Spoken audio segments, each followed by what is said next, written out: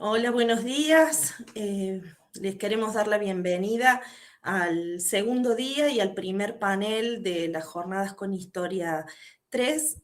En su tercera edición, estas jornadas intentan coordinar los esfuerzos de los tres espacios institucionales donde se produce, se forma, se discute la historia en la Universidad Nacional de Córdoba, que son la Escuela de Historia, el área de Historia del Centro de Investigaciones y el doctorado en Historia de la Facultad de Filosofía y Humanidades.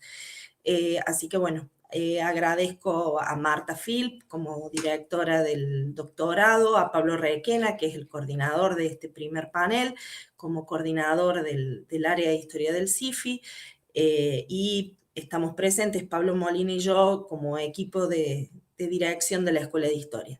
Muchas gracias a Elias Palti, a Miranda Lida y a Fernando de Giovanni, que generosamente van a compartir su tiempo, sus pensamientos y un diálogo con todos nosotros en este panel coordinado por Pablo, que tiene como título Una mirada histórica de los procesos intelectuales en América Latina. Muchas gracias. Esperamos que el público que nos está viendo puedan compartir sus comentarios, dudas, problemas, inquietudes, que van a ser pasados al panel para ser recuperados al final. Así que bueno, muchísimas gracias nuevamente. Me retiro y buen panel. Gracias. Muchísimas gracias, Isa. Muchísimas gracias, Isabel. Bueno, vamos a dar comienzo, como bien decía Isabel, al primer panel de las terceras jornadas con historia, que realmente es un gran esfuerzo que se viene realizando desde la Escuela de Historia, el área de Historia y el doctorado en Historia de la Facultad de Filosofía y Humanidades. Y es además una costumbre nueva, pero una costumbre muy buena y además una costumbre que está asentándose, digamos, porque vamos por las terceras jornadas conjuntas y al mismo tiempo son siempre muy ricas y todo el mundo espera que vuelvan a realizarse el año entrante. Así que, y generan además diálogos muy interesantes entre doctorandos, tesistas, hay paneles y realmente eso. Esta mañana les damos la bienvenida a todos los presentes en el canal de YouTube. Esta mañana vamos a dar lugar al primer panel en el que van a participar Fernando de Giovanni, Miranda Lida y Elias Palti. Es para mí un verdadero gusto poder presentar este panel con estos tres colegas investigadores que realmente han escrito trabajos que han sido siempre muy inspiradores, ¿sí? Y bueno, entonces eso, quisiera hacer una muy pequeña y muy breve presentación para no demorar nada y posteriormente vamos a alargar con la exposición de Fernando. Lo primero que quería decir es que en realidad, puestos a pensar los procesos intelectuales en América Latina, el objetivo de este panel es reunir a tres investigadores que han dedicado una parte importante de su producción a reflexionar sobre las ideas y la vida intelectual desde una perspectiva más amplia que la de la nación. Y luego tenemos a Fernando de Giovanni, que es PhD en Spanish Languages and Literatures por la Universidad de Maryland. Es profesor del PhD Program in Latin American, Iberian and Latin Cultures del Graduate Center de la City University of Nueva York. Ha publicado Los textos de la patria en el año 2009, si mal no recuerdo. Ha publicado también Vernacular Latin Americanism en el 2018 y compiló Latin American Literature in Transition junto a Javier Uriarte, en el que tiene un capítulo dedicado al latinoamericanismo, un capítulo muy útil y muy sugerente. Es presidente del Instituto Internacional de Literatura Iberoamericana desde el año 2020. También participa esta mañana Miranda Lida, que es doctora en Historia por la Universidad Torcuato Di Tella y es investigadora independiente de CONICET. Es profesora en la Universidad de San Andrés y ha publicado varios libros. El más reciente, hace un par de semanas, es Un golpe decisivo, la dictadura de junio de 1943 y el lugar de Perón, editado por Edasa junto a Ignacio López. Ha escrito un clásico que es Historia del catolicismo en Argentina en el año 2015, la biografía de Monseñor de Andrea en el año 13, y dos textos que a mí me gustan mucho, si es que cabe el lugar para decirlo, que es Amado Alonso en la Argentina, una historia global del Instituto de Filología en el 18, y Años Dorados de la Cultura Argentina en el año 2014, si mal no recuerdo. Y finalmente nos acompaña esta mañana Elias Palti. Elias Palti es doctor en Historia por la Universidad de California en Berkeley y es investigador de CONICET, es profesor de la Universidad de Buenos Aires y ha sido director del Centro de Historia Intelectual de la Universidad de Quilmes. Ha publicado varios libros, entre los que están Giro Lingüístico de Historia Intelectual del año 1998, Aporías del año 2001, El Tiempo de la Política del año 2007, un texto que es verdaderamente extraordinario, y más acá ha publicado una arqueología de lo político. Los tres tienen en común o están atravesados por una preocupación, me parece, que es la de intentar de alguna manera pensar cuestiones pensar a los procesos intelectuales a partir de la variable de la espacialidad y la materialidad, ¿no? Y me parece que los tres de alguna manera han generado y han producido una serie de desplazamientos y deslizamientos teórico-metodológicos que permiten mirar, ¿sí? Algunos procesos, algunos acontecimientos y algunos fenómenos de una manera mucho más productiva de la que estábamos acostumbrados.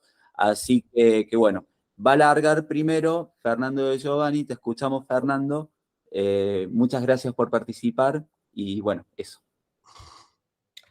Bueno, Pablo, muchas gracias por la invitación. Y bueno, un gusto estar acá con colegas muy apreciados, muy queridos, historiadores formados en historia. Yo me formé en Córdoba, ahí cerca del pabellón España, en el Francia, estudiando letras. Pero bueno, a lo largo de los años me vinculé, bueno, ya varias décadas, con el Centro de Historia Intelectual de Quilmes en numerosas ocasiones y bueno, tengo algo de eso, alguna vez alguien me dijo que era como un historiador de closet. Entonces, eso hace que mi trabajo siempre esté un poco a caballo, ¿no? De las dos disciplinas y que digamos, haya tenido una resonancia que no esperaba, pero que para mí es muy grata. Entre los colegas de historia, ¿no? Entre los historiadores intelectuales y culturales particularmente, ¿no? Entonces, un gusto estar en este grupo y participar y decir y contarles más o menos aquello que he estado trabajando. Digo esto porque, bueno, mi último libro que se publicó en inglés, digamos, tiene, bueno, la cuestión de la circulación de los textos, ¿verdad?, que se publican en inglés. Felizmente ahora se va a traducir al castellano. En no mucho tiempo va a estar lista la edición por EduBIM. Entonces va a salir en Córdoba también. Hablo de Vernacular Latinoamericanism o latinoamericanismos vernáculos en traducción literal, pero va a salir con el nombre de latinoamericanismos situados en español, ¿no? Porque esa es un poco la idea de lo vernáculo, pero me parece mejor la traducción a latinoamericanismos situados. Para dar un paso atrás y antes de meterme a la reflexión metodológica y también a la reflexión teórica, que más o menos estuvo por detrás de este libro, quería decirles que es un libro que trabaja el latinoamericanismo entendido como una forma especial de transnacionalismo, como una forma peculiar de transnacionalismo. Toma el periodo que va desde 1890, 1900, ¿verdad?, hasta 1960, que representa como la primera curva enfática, por decir así, del latinoamericanismo, que tiene, digamos, raíces un poco anteriores, pero no tan anteriores, ¿verdad? A mediados del siglo XIX, con algunos textos dispersos, pero es realmente hacia fin de siglo, hacia el cambio de siglo, XIX-XX, cuando realmente el discurso, los debates se intensifican y esto cobra, digamos, una densidad conceptual, material, ideológica que antes no tenía, ¿no? Y un poco la curiosidad por investigar esta cuestión del latinoamericanismo como una forma de transnacionalismo deriva, bueno, realmente de una práctica del archivo que viene un poco a interrogarse sobre los presupuestos históricos de ese discurso fundado en ciertas figuras intelectuales muy importantes, sobre todo en términos del ensayismo latinoamericano, latinoamericanista, ¿no? Empezando, por supuesto, por la figura canónica de Rodó, que en su Ariel de alguna manera condensa la versión, digamos, espiritualista o antimaterialista de este discurso.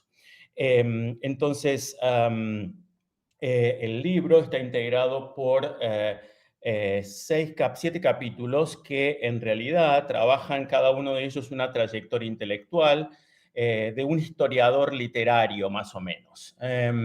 Empieza por 2 historiadores norteamericanos, porque las primeras historias de la literatura latinoamericana fueron escritas en Estados Unidos.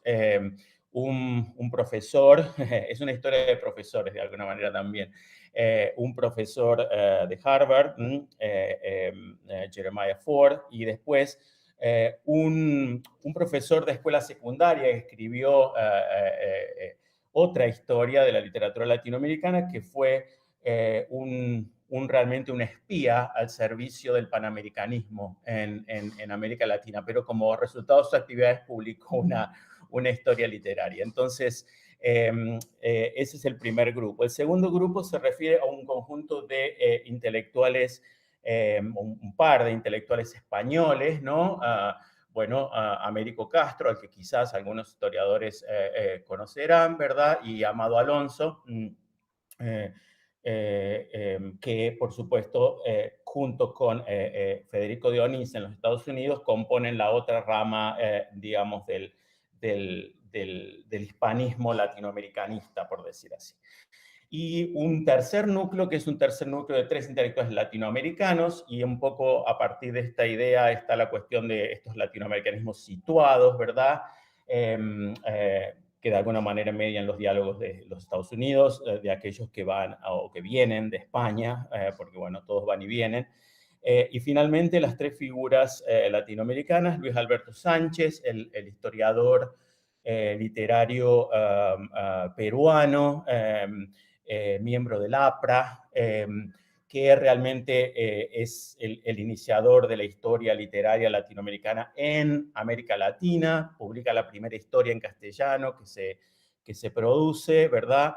Y hace esta historia literaria del latinoamericanismo a partir, digamos, de la idea de la reforma universitaria en su versión, digamos, no argentina tanto, sino peruano-chilena, ¿no? A partir de la historia del martirio, digamos, intelectual.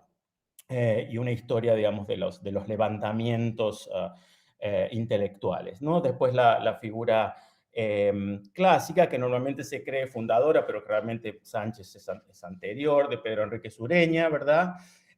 Y finalmente trabajo una historia que fue un bestseller del Fondo de Cultura Económica, la historia de la literatura hispanoamericana de Enrique Anderson Imbert, que es uno de los grandes títulos vendidos digamos, de los estudios latinoamericanos, publicada en los años 50 originalmente, ¿no? Y reimpresa ad infinitum por el fondo. Entonces, a través de este conjunto de autores y un poco de historiadores literarios, trabajo los dilemas que supone la construcción de este discurso, digamos, transnacional, que es o que supone la definición de una especie de identidad latinoamericana en conflicto, relatado a partir de historias transnacionales. Hago un paréntesis ahí para decir que en parte la inquietud, ¿verdad?, sobre el latinoamericanismo es que el latinoamericanismo como discurso en su etapa, digamos, fuerte, inicial, convive con los discursos del nacionalismo, por supuesto, ¿no?, del Estado-Nación, que están en ese mismo momento teniendo mucho auge, ¿verdad? Estamos hablando 1900, 1910, digamos, y por supuesto por otro lado, los discursos del internacionalismo, ¿no? Del internacionalismo en sentido de lucha de clases, ¿no? En el sentido, en cualquiera de sus sentidos globales, comunista, ¿verdad?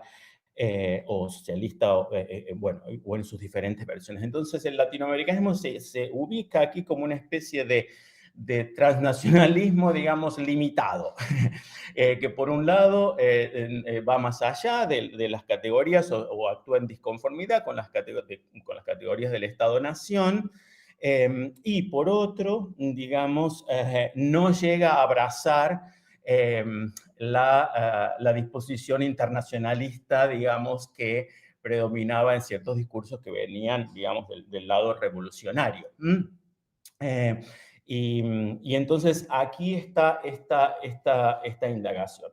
Parto para esa reflexión de una serie de pensadores que han puesto énfasis en la constitución de discursos transnacionales, particularmente de un teórico que me parece muy interesante, Bruce Robbins, que tiene un libro, tiene varios libros, pero tiene un libro que se llama Perpetual War, la guerra perpetua, cosmopolitismo desde el punto de vista de la violencia, donde también trabaja una serie de figuras intelectuales, Said, Chomsky, bueno, una serie de figuras aquí, pero parte de esta idea un poco de la peculiaridad de los discursos transnacionales en la medida en que no se definen, digamos, por ejemplo, por un régimen constitucional.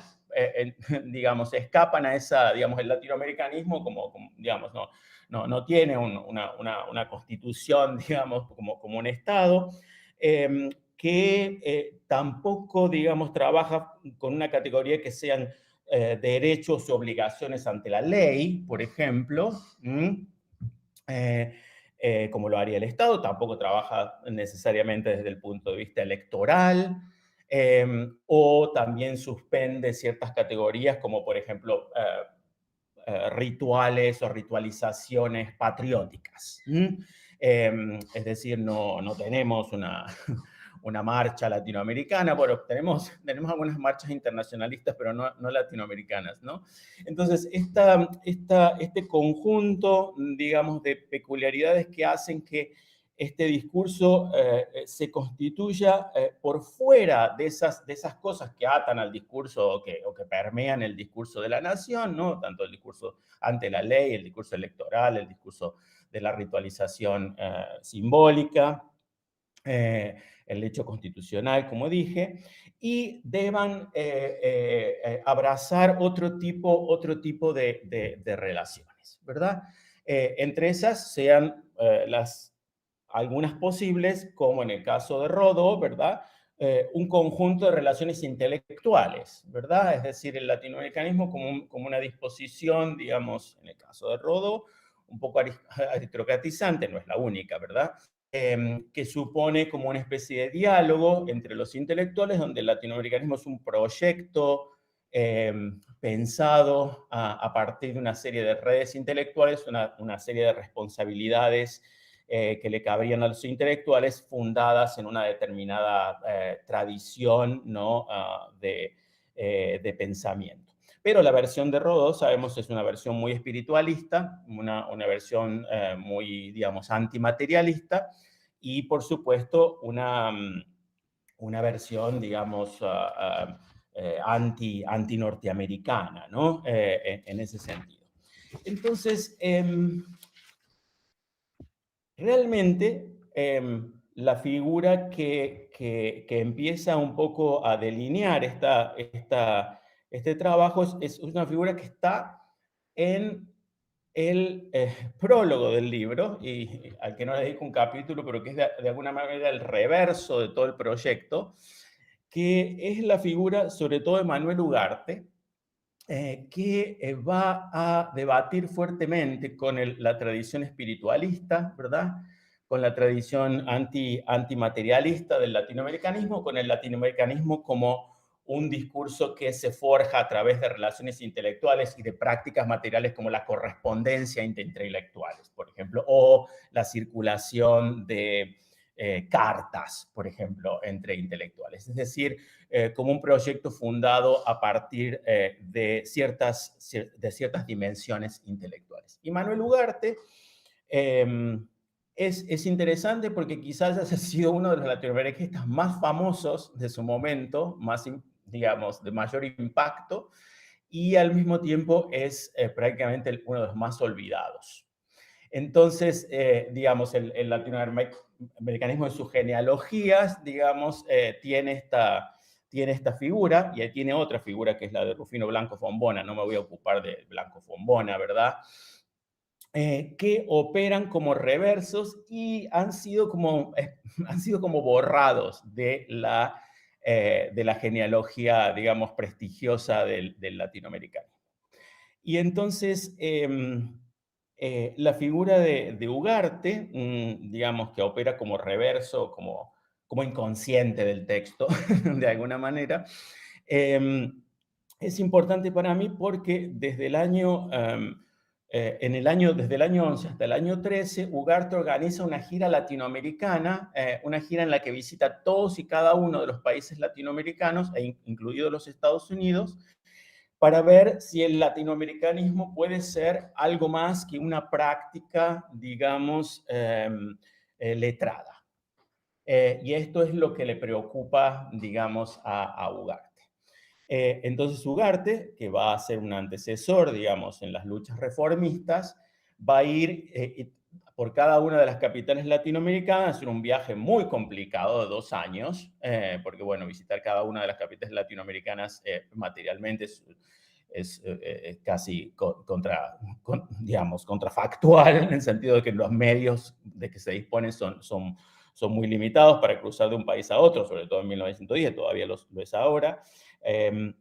Y entonces él va a realmente, digamos, a hacer esta pregunta: si el latinoamericanismo puede ser más que una práctica letrada, y si podría serlo, ¿en dónde residiría, digamos, su potencial como discurso transnacional, más allá de las prácticas escritas, por decir así, que eran las primordiales?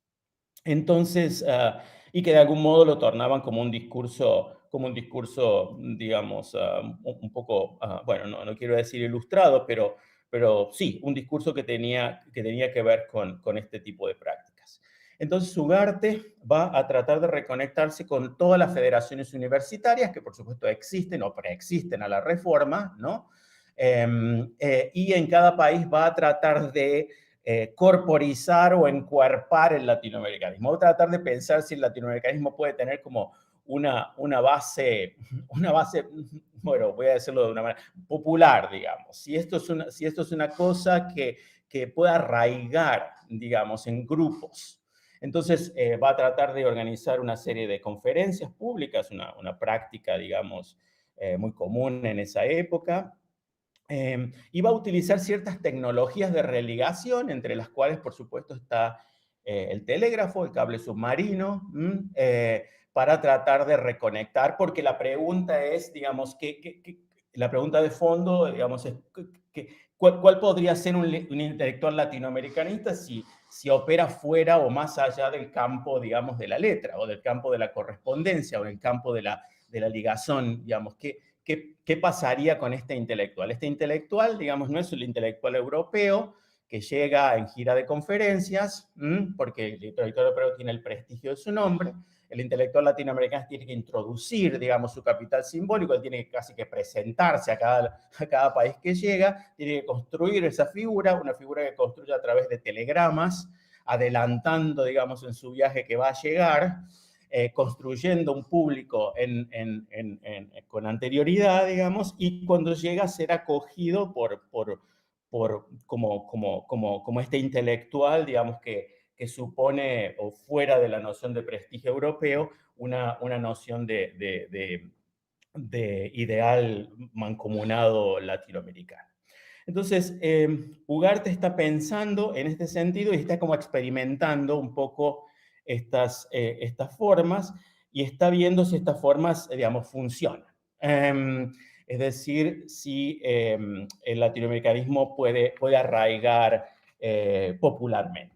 No voy a referirme a la historia de Ugarte ni a decir cómo termina Ugarte, porque eso sería, bueno, crear una especie de narrativa realmente lineal sobre él, pero justamente son digamos, estas dificultades que va teniendo este viaje, lo que de alguna manera revela para él las limitaciones de la práctica latinoamericana, de la práctica transnacional, digamos. El intelectual viajero que no es un intelectual viajero en el sentido de un intelectual europeo, que tiene que construirse a sí mismo y tiene que construir este público. Él era conocido, pero no, digamos, no era Clemenceau, no era, digamos, llegando a Buenos Aires, no. Sobre todo cuando llegaba, no sé, a ciertos países latinoamericanos donde no tenía base. Y por otro lado, la idea de la conectividad, cómo crear la conectividad. Entonces, Ugarte va a trabajar con algunas cuestiones que son interesantes, y es la idea de crear, digamos, un latinoamericanismo basado en otras materialidades. Digamos, si el latinoamericanismo quiere ser, digamos, popular, él está pensando en cuáles serían las posibilidades a través de las cuales pudiera articular. Sí, por supuesto, los medios de comunicación van a ser importantes en él, le va a preocupar muchísimo la idea de que las noticias latinoamericanas, digamos, que por supuesto sabemos quién va en Buenos Aires, la gente sabe quién va a ascender al trono en Inglaterra, pero por supuesto no sabe quién va a asumir como presidente en Ecuador, digamos, estamos hablando de un periodo en que esta difusión era aún más limitada, o las noticias de interés político, social y cultural de América Latina a través de la prensa, por ejemplo, bueno, y a través de su medio fundamental como es el telégrafo, el cable submarino en ese momento, no se van a articular. Entonces va a pensar eso, va a pensar, por supuesto, en otras tecnologías como tecnologías de transporte que van a posibilitar esta cuestión, ¿no? Es decir, qué pasa con los ferrocarriles, qué pasa con aquellos proyectos tecnológicos, comunicacionales que terminan, digamos, dentro de la esfera del Estado-Nación, en el sentido que, bueno, los ferrocarriles son nacionales, y cómo esto puede, digamos, extenderse. Todo esto para decir que, y ahora me meto un poquito en lo que quería discutir aquí, lo que va tocando progresivamente Ugarte es la idea de la posibilidad de pensar el latinoamericanismo como, por supuesto, un proyecto tecnológico, cultural, ¿verdad? Que necesita otras bases, digamos, para ir más allá de su discurso y para arraigar políticamente. Nosotros sabemos que el APRA fue el único, digamos, partido político latinoamericanista o pensado como latinoamericanista, pero digamos, su proyecto latinoamericanista duró poquísimo, ¿no? Inmediatamente se transformó en un partido nacional peruano, en parte porque Perú mismo prohibía la participación de partidos transnacionales en esa época. Entonces, el proyecto de Ugarte es pensar, digamos, si el latinoamericanismo no puede constituirse todavía, digamos, como proyecto político, si desde el momento en que, digamos, Bolívar en la Carta de Jamaica formula de una manera muy fuerte, no por única vez, pero de un modo bastante concreto ese proyecto de unidad política que después nunca se realiza, ¿en qué otras esferas podría realizarse el latinoamericanismo? Sí, digamos, la unión de los estados latinoamericanos políticamente, por lo menos hasta 1910 y por supuesto hasta ahora, no se va a concretar. Es decir, si eso es un proyecto que tiene que circular a otro nivel. Entonces, lo que voy a tratar de ver aquí es la idea de cómo él realmente está pensando intelectualmente una especie de experiencia, digamos, tecnológica, pero también una experiencia de mercado. Lo que le importa mucho a Ugarte, en definitiva, son estas tecnologías, digamos, de transporte y de comunicaciones como medios de ejercer una especie de proteccionismo, una especie de proteccionismo de mercado, digamos, en definitiva, ¿no? E inclusive la posibilidad de establecer alianzas con centros de poder que en ese momento eran muy controvertidos. Por ejemplo, Japón era uno de sus proyectos, o Bélgica, ¿no? Es decir, sacar la cuestión de las manufacturas del ámbito convencional, digamos, de Inglaterra y los Estados Unidos. Pero también voy a pensar que hay otras formas en que este latinoamericanismo, que siempre se piensa como muy espiritualista, trabaja nociones de mercado, digamos. Es decir, que la trabaja a través de, por ejemplo, consumidores que tienen que ver con libros, vale decir, proyectos continentales de publicación como el Fondo de Cultura Económica, que van a forjar, digamos, una especie de espacio a través de lecturas de popularización de una especie de canon. Esto no abandona, por supuesto, el tema de lo letrado, pero lo reconfigura. Y más o menos, para terminar aquí un poco con la exposición, voy pensando a través de cada uno de los intelectuales que trabajo, cómo esa dimensión de reconstitución del proyecto latinoamericanista por fuera, digamos, de la constitución de un Estado continental, que parece inviable o indeseable, genera posibilidades, proyectos e imaginarios de religación que pueden ir en un sentido o en otro. Desde el punto de vista de la investigación misma, quizás para ir cerrando, ¿verdad? El transnacionalismo o la investigación de problemáticas nacionales, bueno, exige o demanda una aproximación especial porque, bueno, a veces los archivos están dispersos, ¿verdad? Es decir, yo hablo de latinoamericanismos, ¿verdad? De proyectos fundados en distinto tipo de alianzas, pero la investigación en esos archivos solo me fue posible por la posibilidad de viajar, en muchos sentidos, a donde todos estos materiales estaban, ¿no? Y me parece que ese es un desafío importante y creo que un libro como este, digamos, pudo ser posible por el acceso a esos materiales. Es decir, no sé, los archivos de Anderson Imbert, digamos, están en Harvard. Los archivos de Enrique Sureña están en el Colegio de México. Los archivos de Ugarte están en Buenos Aires. El archivo de Sánchez está, bueno, parte en Chile, parte en Perú, parte en los Estados Unidos. Entonces, desde ese punto de vista, digamos, el repensar estas categorías transnacionales y este rol de los intelectuales.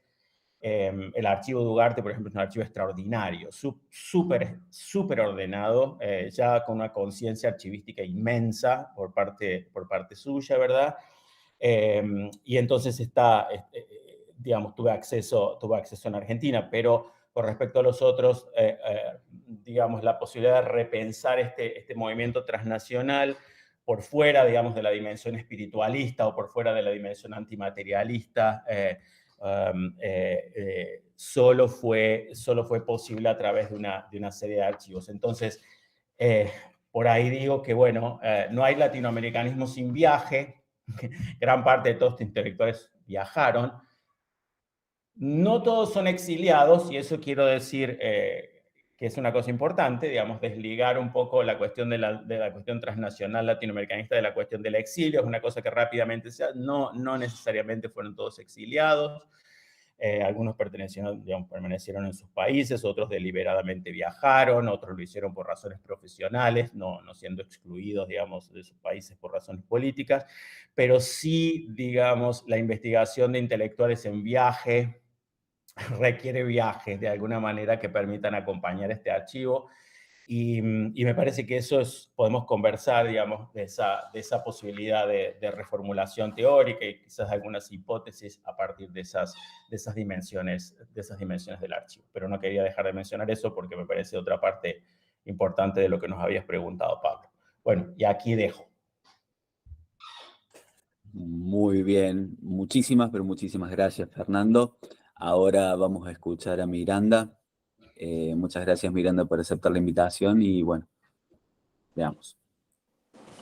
Hola, buen día. ¿Se escucha, no? Bueno, muchas gracias, Pablo, por la propuesta, por la invitación. Es un gusto, un lujo estar acá en este espacio. La propuesta de Pablo toca problemas que he estado recorriendo los últimos años, así que me resultó muy convocante y muy atractivo, ¿no? Esta conversación, y que tiene que ver con pensar circulación internacional de ideas, etcétera, etcétera, y en particular en algunas disciplinas en humanidades. Recién Fernando hablaba del campo de la literatura, ¿no? Voy a empezar planteando algunas cuestiones generales y luego voy a enfocar más bien en las cosas que he venido trabajando, algunas ideas más generales y más intuitivas, ¿no? Creo que la dimensión transnacional es una de las más desafiantes en la historia cultural e intelectual latinoamericana, ¿no? Esto está, en los últimos años esto se ve como ha crecido, ¿no? Y como ha impactado, pero tampoco es un deus ex machina que provee explicaciones para todo, una especie de único actor y motor, ¿no? Como si fuera la única variable explicativa, ¿no? Y tampoco está bueno agigantar la dimensión transnacional forzándola, ¿no? Quiero un poco marcar prender esta primera luz acá y en tal caso de lo que se trata es de justipreciar, para decirlo de alguna manera, el impacto de lo transnacional, ¿no? La idea sería la siguiente, ¿no? Más allá de decirlo en estos términos, de que hay un riesgo en pensarlo como un deus ex machina, es la idea de que lo transnacional de alguna manera irrumpe desde fuera con una fuerza propia que le excede, dado por la globalización, imperialismo, la economía mundo, el mercado, la circulación capitalista, etc. De manera un poco contraintuitiva, también quiero poner un poco el énfasis en que la idea de que lo transnacional puede también irrumpir desde dentro, ¿no? Un poco lo de Fernando también iba en esa dirección, y que es necesario tener en cuenta el papel de actores, instituciones y dimensiones de escala nacional, ¿no? Cuando no local, que aportan, construyen, sostienen, cultivan interacciones, diálogos transnacionales. Esta construcción desde dentro, ¿no? Me parece que puede ser iluminada apelando a cuestiones que tienen que ver con la historia material, ¿no? Historia también de las políticas culturales, historia de mediaciones culturales, etcétera, que nos permiten detectar determinados actores, sea individuales o colectivos, incluso agencias estatales, ¿no? Que se ponen la tarea de cultivar vínculos transnacionales. De modo que la transnacional no es una variable independiente, ¿no? No es una especie de motor inmóvil o ente trascendente, sino que, bueno, se nutre desde dentro, se construyen en muchas escalas, ¿no? Y en ese sentido no hay un orden jerárquico. Pero bueno, voy a un poco plantear estas ideas bajándolo a un caso, que es el que yo he venido trabajando, y que tiene que ver con el libro que mencionó Pablo, ¿no? El libro de Amado Alonso, que dialoga mucho con el de Fernando también. Que recién lo mencionó, por otro lado, Fernando Amado Alonso, y su labor en el Instituto de Filología en la Universidad de Buenos Aires. Este instituto que actualmente está celebrando su centenario, ¿no? Y que fue en los años 20, 30, 40, quizás el más prestigioso en humanidades que tuvo la Argentina en ese momento, y con más presencia internacional, ¿no? Voy a tener que hacer una rápida presentación del instituto y su director para luego llevarlo al terreno de la discusión, ¿no? Para quien no lo conoce, rápidamente, Alonso fue un especialista en filología hispánica, que trabajó en muchas áreas: fonética, filosofía del lenguaje, crítica literaria, historia de la lengua. Abordó, se aproximó a temas que tenían que ver con lenguas indígenas en América. Participó en debates públicos sobre el estatus de la lengua en la Argentina. Temas clásicos también que tenían que ver con el siglo de oro español, ¿no? Escribió con Enrique Sureña textos de enseñanza de la lengua que se usaron durante muchos años. Textos, bueno, también editó la circulación de libros, es otro punto importante, ¿no? La edición en español del curso de Lingüística General de Saussure, ¿no? La primera la hizo Alonso desde Losada. Fue director de colección en Losada y también impulsó colecciones en la UBA, editadas por la UBA. Antes de llegar a la Argentina, porque es español, se había formado en la Junta de Ampliación de Estudios, había circulado por Alemania, Francia, etcétera, también España, obviamente, y en Buenos Aires pero construye, digamos, o le da fuerza a un centro de investigación que se va a consolidar bajo su gestión, ¿no? Con revistas, publicaciones, etcétera, etcétera, y va a tener una fuerte proyección transnacional, ¿no?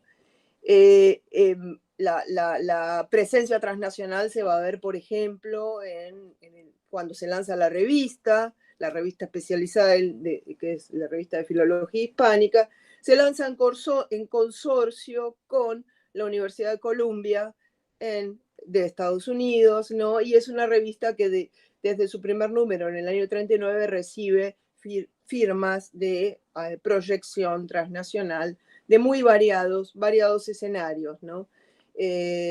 Muchos de ellos exiliados en Estados Unidos, pero en otras latitudes también, ¿no? Bueno, Enrique Sureña, Tomás Navarro Tomás, bueno, Anderson Imbert, recién mencionado, Batisteza, Sánchez Albornoz, Paul Benillú, Benvenuto Terracini, Federico de Dionisi, sigue la lista, es bastante extensa, ¿no?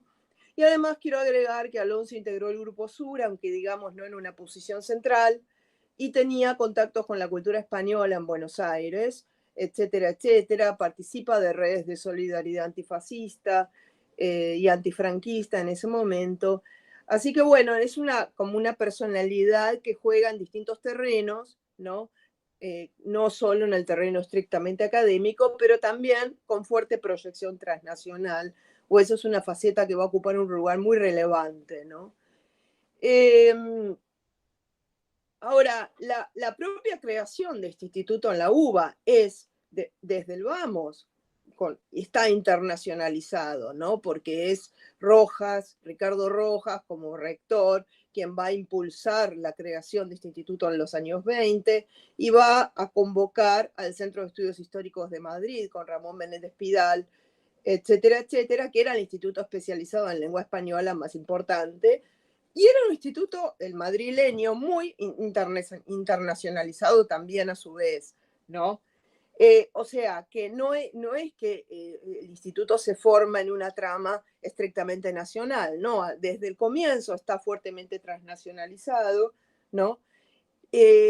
Aunque, bueno, ahí va a haber toda una presión muy fuerte de Madrid con respecto a la agenda del instituto en Buenos Aires, etcétera, etcétera, porque Ricardo Rojas, como rector, va a querer imprimirle un sesgo donde algunos contenidos podríamos decirlo, más nacionales van a ser parte de la agenda. Por ejemplo, el estudio de los regionalismos y el folclore, ¿no?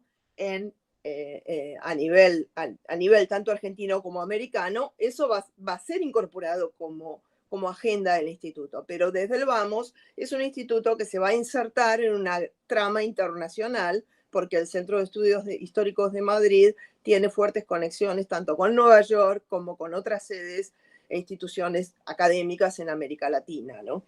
Entonces, en ese sentido, hay que pensarlo en esta escala, ¿no? Y no en la escala nacional, ¿no?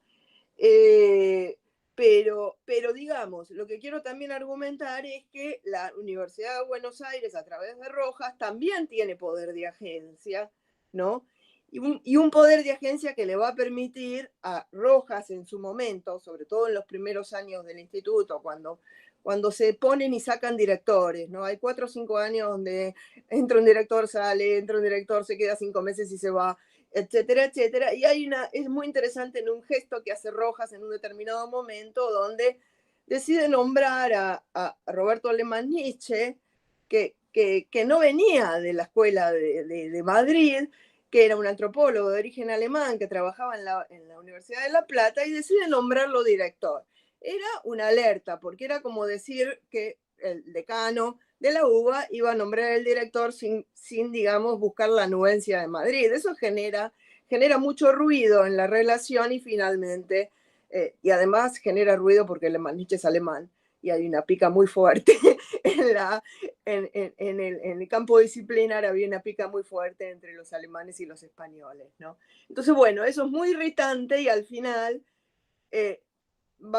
tras varias negociaciones, logra consensuarse una designación que va a ser la de Amado Alonso, con la condición de que se quede un tiempo largo, ¿no? Que no venga por 5 meses como vino Américo Castro en su primera gestión, ¿no? Entonces, bueno, nada, ahí se ve que hay actores tanto locales como hay una tensión en la...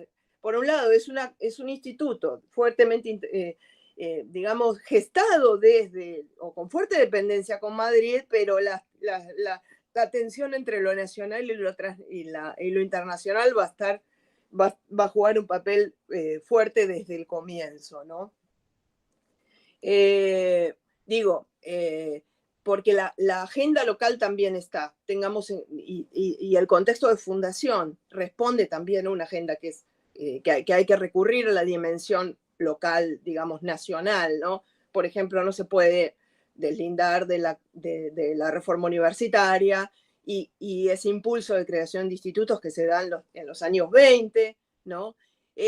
También lo atractivo de la figura de Alonso va a también tener que ver con el clima post-reforma, porque, bueno, es un investigador joven, ¿no? Además, bueno, va a terminar resultando bastante carismático y va a enlazar bien con el estudiantado. Eso le va a permitir, digamos, crearse una base propia a nivel local. Digo, no es simplemente un injerto, eso es lo que quiero decir, pero al mismo tiempo tiene el respaldo internacional que le va a permitir lanzarse a buscar contactos internacionales, etcétera, etcétera, ¿no? En un momento donde la universidad está atravesando un fuerte proceso de internacionalización, porque, bueno, en los años 20 hay muchos institutos de cooperación internacional, ¿no? Con Francia, con Alemania, con España, etcétera, etcétera. Sobre todo en relación desde la misma Universidad de Buenos Aires, ¿no? Ahora, este instituto, amparado en esta trama internacional en la que se forma, también va a estar muy vinculado al respaldo de la propia universidad y también del Estado argentino, ¿no? En un momento en el cual el Estado, digo, el presupuesto estatal, el presupuesto universitario no era muy generoso, de todas maneras, la historia material del instituto, y esto es un tema que a mí me interesó mucho, ver cómo se gestionaba, ¿no? esa etapa de trabajo que va a permitir una fuerte proyección internacional y transnacionalización, me interesó mucho ver cómo era esta historia material y lo que saltó a la vista como un dato muy importante es que este instituto en los años 30 va a recibir aportes extraordinarios e impresionantes del Estado Nacional, ¿sí? Del Estado argentino. El Estado argentino va a financiar este instituto con aportes extraordinarios, porque no van a venir dados por el presupuesto universitario. Bueno, el presupuesto universitario paga el sueldo del director, pero no paga los gastos de investigación, no paga las publicaciones, y el instituto va a tener una política de publicaciones intensiva, ¿no? Va a publicar un montón, para decirlo rápido, ¿no? Y ahí el papel del Estado es sumamente importante, porque el Estado aporta un subsidio anual que va a gestionarse por la vía en ese momento era el Congreso Nacional, ¿no? El Congreso Nacional va a dar un subsidio extraordinario a poquísimos institutos de la UBA. Uno es este, el otro es el de Historia, con Ravignani, ¿no?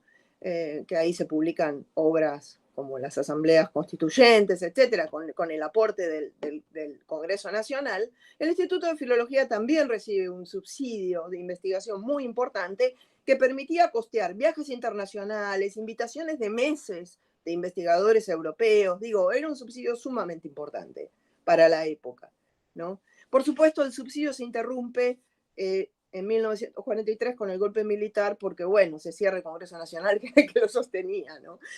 Pero además de me parece que esta es una pata muy importante porque le da a este instituto, como decir, una especie de colchón, de colchón en la gestión local, colchón en el sentido de que tiene recursos para producir, para gestionar, para editar, para formar investigadores, para, digamos, alentar la llegada de investigadores extranjeros. Tiene una capacidad de gestión respaldada en el Estado argentino, ¿no? Que le va a permitir, le va a servir de base potenciar, trabajar los contactos internacionales desde una posición mucho más sólida, ¿no? No es simplemente un instituto creado a instancias de Madrid, sino que es un instituto avalado por la universidad y sobre esa base va a generar vínculos muy estrechos, va a empezar a generar contactos internacionales y vínculos estrechos con, por ejemplo, la Fundación Rockefeller y digamos, otras instituciones, ¿no? De la Academia Norteamericana, que van a empezar, con las que se van a empezar a generar proyectos, colaboraciones, viajes, etcétera, etcétera. A medida que avanza la década del 30, esto se va a hacer más fluido, ¿no? Pero también hay que tener en cuenta, estamos hablando de los años 30, que ocurre la guerra en España, el centro de investigación que había generado todo esto se desarticula en España, entra en crisis, ¿no? Muchos de gran parte de sus investigadores se exilian, la mayoría a Estados Unidos, pero bueno, circulan en distintos lados, algunos incluso pasan por Buenos Aires. Digo, hay toda una red internacional que ya en la que sus colegas, sus antiguos colegas en Madrid, con los que se había formado, están ya orientados a instituciones académicas de Estados Unidos, ¿no es cierto? O sea, lo que va a haber es un cambio de orientación, ¿no? En la transnacionalización, porque en Madrid va a ir quedando en un papel bastante secundario, ¿no? De todas maneras, ya había una fuerte tensión, incluso diría una rivalidad, una pica, para decirlo rápido, ¿no? Entre el Instituto de Buenos Aires y el lugar, la relación que tenía con Madrid, ¿no? Ahí empezó a haber conflictos, ¿no? Empezó a haber conflictos tempranamente. Por ejemplo, cuando Alonso quiere sacar una revista especializada, la quiere hacer muy temprano, poco después de llegar, ya quiere estar lanzando una revista especializada, pero en Madrid le dicen que no. Le dicen que no, se lo dicen de manera bastante frontal, le dicen que hacer una revista puede ser complicado porque en Madrid ya sale una revista especializada y se generaría una competencia. Y se lo dicen así, sin pelos en la lengua, ¿no? Era un mensaje muy claro de que no podía sacar una revista en Buenos Aires porque podría haber rivalidad, porque era evidente que para Madrid un centro como el de Buenos Aires era un centro menor, o eso se supone debía ser, ¿no? Lo que le va a permitir salir de ese estado ¿cómo decir?, de subordinación al que Madrid lo quería sujetar, no es solo la coyuntura, creo, no es solo la coyuntura en el sentido de la crisis que ocurre con la Guerra Civil Española, sino que es también el respaldo del Estado argentino que le da un fuerte aval al instituto, ¿no? Le da un fuerte respaldo en recursos, etcétera, etcétera, y le va a permitir, digamos, hacer su propio recorrido, ¿no? Y terminar haciendo una revista que va a terminar saliendo, a pesar de que Menéndez Pidal en Madrid lo veía con malos ojos en un inicio. Esa revista va a terminar publicándose a partir de 1939. Digo, son estas cuestiones las que me llevan de alguna manera a entrar en estos temas, ¿no?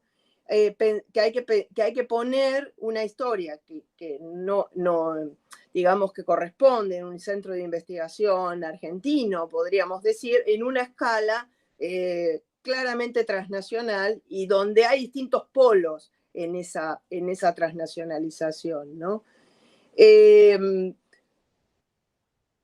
Bueno, nada, quiero agregar además que no solamente el instituto se apoya sobre este subsidio que mencioné, ¿no? Tiene fuertes conexiones con políticas culturales que se desarrollan en la órbita del Estado argentino en la década del 30, ¿no? En los años 30 van a aparecer algunas agencias estatales, ¿no? O estatales o paraestatales, para decirlo de alguna manera, que van a manejar fondos de financiamiento cultural e incluso científico, ¿no? Pienso, por ejemplo, en la Comisión Nacional de Cultura, que se forma en los años 30. La Comisión Nacional de Cultura va a ser una agencia del Estado que es el antecedente del actual Ministerio de Cultura, ¿no? Es la primera vez que hay una agencia pública, una agencia del Estado con fondos para financiamiento cultural, artístico, literario, etcétera, etcétera, ¿no? Incluso con concursos, premios y demás, incluso con becas. Esta agencia que va a ser esta comisión, ¿no? Que en su momento manejaba también el presupuesto de algunos teatros, como el Teatro Cervantes, etcétera. En los años 30 va a ser una institución bastante polémica y controvertida, porque la Comisión Nacional de Cultura va a estar dirigida por gente cercana al ámbito académico, como Francisco Romero, por ejemplo, pero también gente digamos, que proviene de la tradición nacionalista, nacionalista autoritaria, ¿no? Por ejemplo, Matías Sánchez Orondo o Ibarguren, ¿no? Con este perfil se va a alentar sobre todo producción cultural nacionalista, ¿no? Que se centre en el folclore, en distintas recuperación de lo nacional en las artes, en las letras, etcétera, etcétera. Amado Alonso, por ejemplo, colabora, es convocado para ser jurado de becas en la Comisión Nacional de Cultura y va a tener un encontronazo ahí con Carlos Ibarguren porque hace un dictamen lapidario para una beca y el dictamen no se lo tienen en cuenta y se arma un escandalito, un pequeño escándalo porque Alonso dice que eso desprestigia a la institución. Pero más allá de eso hay una estrecha relación con instituciones estatales y hay otra institución que en realidad es paraestatal, que es más prestigiosa, ¿no? Pero, y más importante en cierto sentido, que es la Asociación Argentina para el Progreso de las Ciencias, que subsidia incluso becas internacionales, y donde Amado Alonso coloca un becario para que viaje a París a estudiar, a formarse, ¿no? Y las becas las paga el Estado argentino.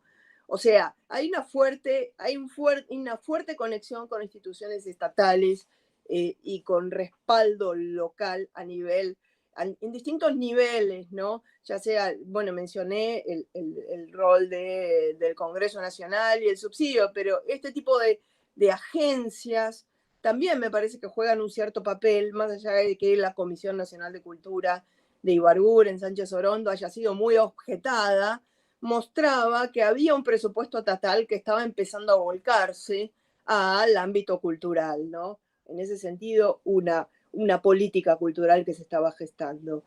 Digo, ocupaba un lugar en la cultura local, en la cultura argentina, Alonso, eso quiero decir, ocupaba un lugar además en instituciones muy claves, ¿no? En la sociabilidad letrada de los años 30, la revista Sur, el Colegio Libre, etcétera, etcétera. Y esta presencia en la cultura argentina, en la cultura, en las instituciones clave de la sociabilidad letrada, en sus vínculos con el Estado, me parece que son claves para abrir, para entender el modo en el cual se desarrolla la internacionalización de este instituto, ¿no? La dimensión transnacional se construye no solamente por formar parte ya de una red transnacional construida en España, sino que hay acá un proceso por el cual este instituto rompe sus vínculos con España, porque ese vínculo se termina erosionando, desgastando, y construye otros vínculos, ¿no? Que se van a ir orientando hacia distintos países latinoamericanos, pero sobre todo Estados Unidos, ¿no? Y en ese sentido, en un Estados Unidos que está construyendo, que está mirando a América Latina con muchísimo interés, cada vez con más interés, impulsado por la hora del panamericanismo, ¿no? La presencia de fundaciones, etcétera, becas, oportunidades, contactos, viajes, etcétera. Amado Alonso y su viaje a Chicago en el 41, viaje de Enrique Sureña, que era parte del instituto en ese momento y fue como miembro del Instituto de Filología, etcétera, etcétera, y distintas ofertas incluso que empiezan a llegarles a los miembros del instituto para ir directamente a ocupar posiciones académicas en Estados Unidos.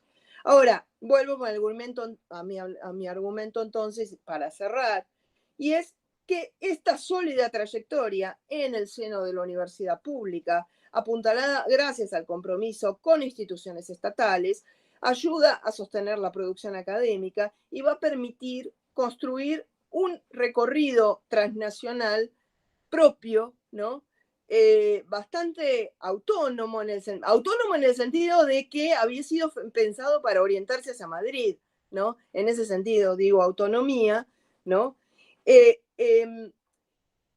los primeros contactos con Estados Unidos, con ONIS, cuando habían sido de hecho bastante ásperos, ¿no? Pero con el tiempo y desde otro lugar y en un contexto ya de expansión del panamericanismo, ¿no? Los vínculos transnacionales se van afianzando cuando ya es un instituto mucho más consolidado, ¿no? Avanzando los años 30. Bueno, nada, dejo acá. Muchas gracias.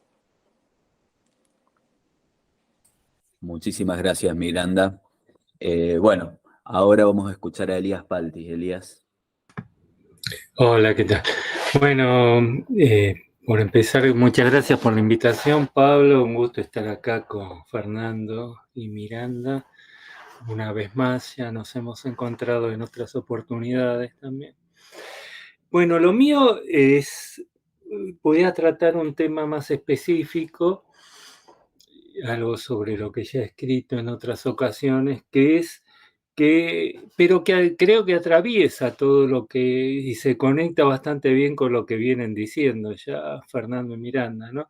Que es la problemática de la circulación transnacional de ideas, sobre todo cómo se produce la recepción de ideas en lo que normalmente se considera como una región periférica a los centros de producción cultural a nivel mundial. Básicamente, cómo se reciben las ideas europeas en América Latina. Bueno, esto está fuertemente vinculado a un tópico que es el de las ideas fuera de lugar. Es un tópico que tiene ya una larga data.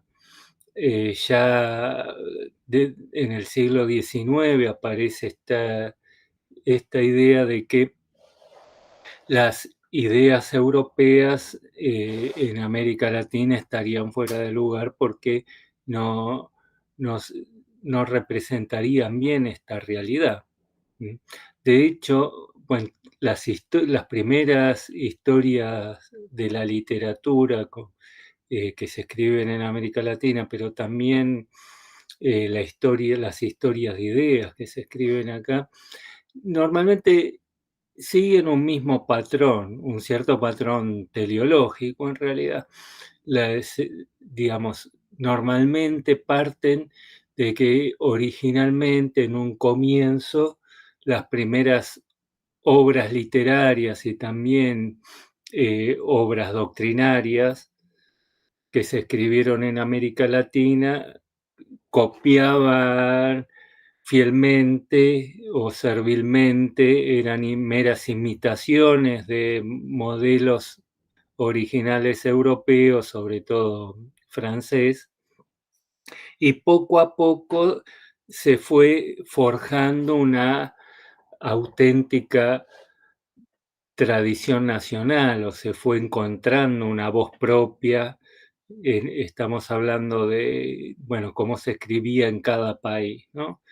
Y la idea era, bueno, cómo cada nación podía desarrollar una expresión propia, una expresión nacional. ¿Mm? Y todavía en el siglo XIX, este tópico, ¿no?, de las ideas fuera de lugar y la necesidad de desarrollar una formas de pensamiento propio y de expresión cultural propia, no se apartaba demasiado a lo que se decía en cualquier otro país del mundo, ¿no? También, digamos, ¿no? Esa oposición al imperialismo cultural francés en el siglo XIX también se da dentro de Europa, ¿no? Los alemanes siempre combatieron la influencia francesa tratando de encontrar su sello propio, ¿no?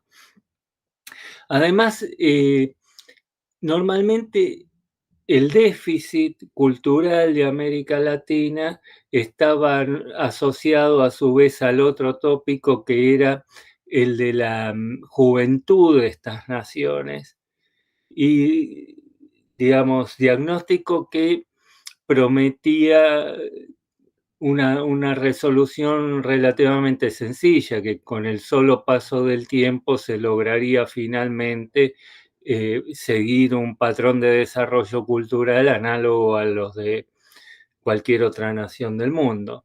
¿Mm? Esto se complica ya en el siglo XX, sobre todo a partir de la segunda posguerra. ¿Mm? Empieza a aparecer, sobre todo, bueno, con los años 50, 40, 50, con la reconstrucción de Europa, empieza, bueno, y el gran desarrollo que tiene, bueno, aparece esta idea de que existiría un primer mundo y un tercer mundo, y que las diferencias no serían simplemente cuestiones de tiempo o de madurez relativa, sino que habría problemas estructurales ahí que marcan el desarrollo diferenciales, que hacen que a nivel mundial existan centros de producción cultural y otros que están en una situación de desventaja por su carácter periférico, ¿no? Y que esto no obedece simplemente a razones circunstanciales, sino a cuestiones estructurales de cómo está organizado los sistemas de producción cultural a nivel internacional, ¿no? La existencia de un sistema mundo, del que América Latina es parte, pero una parte marginal. Bueno, es en esos años también que aparecen las teorías de la dependencia, ¿no? Esto mismo, digamos, que surge en el terreno originalmente de la economía, se traslada también al terreno cultural, estas teorías, ¿no?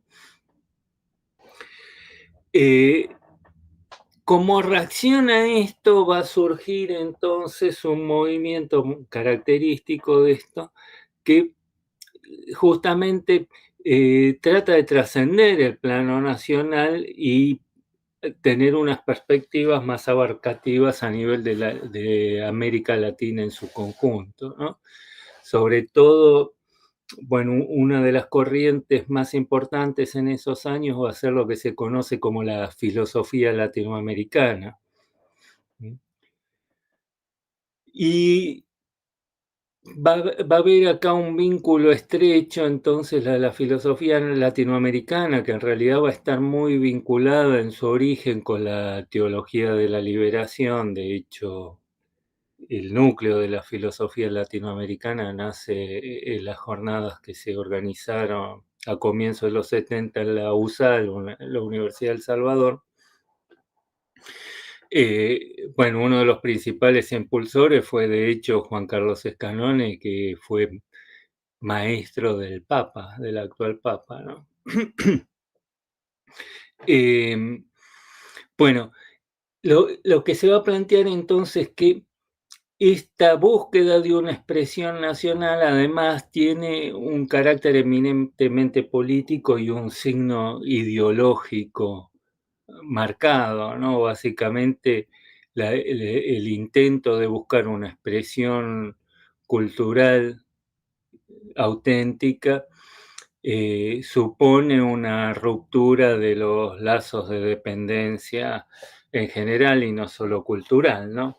Digamos, la idea de una cultura latinoamericana tendría implícito un proyecto emancipador a nivel social, económico, político también. Pues esto va a dar lugar entonces a un intento bueno, volcado hacia el pasado, se va entonces a trazar una suerte de genealogía del latinoamericanismo en América Latina. Las historias de ideas ahora que se van a construir ahora, bueno, uno de los principales representantes de esto es Andrés Arturo Roy.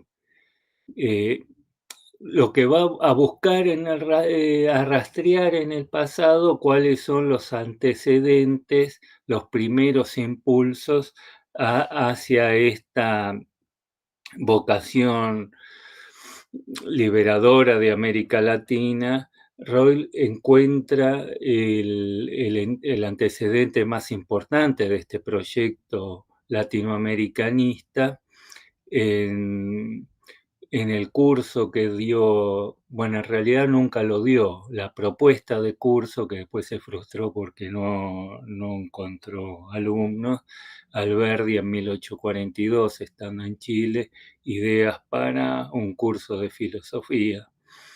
Porque sí, ahí planteaba en realidad esta oposición, en realidad no en América, no habla nunca de latinoamericanismo, sino de un curso de filosofía americana en general.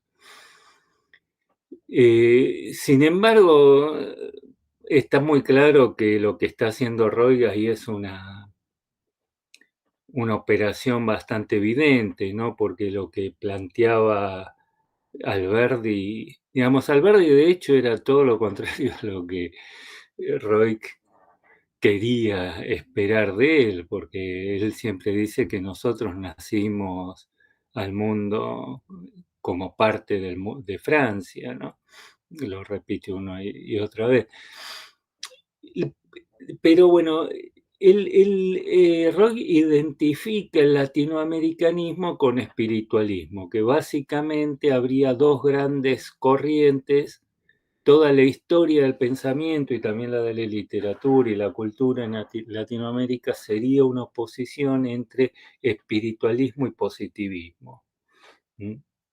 Entonces lo que busca son rastrear esos supuestos antecedentes de espiritualismo en América Latina. En su libro más importante sobre el krausismo en Argentina, y él encuentra Krause fue en realidad un pensador hegeliano alemán de tercera categoría, en realidad.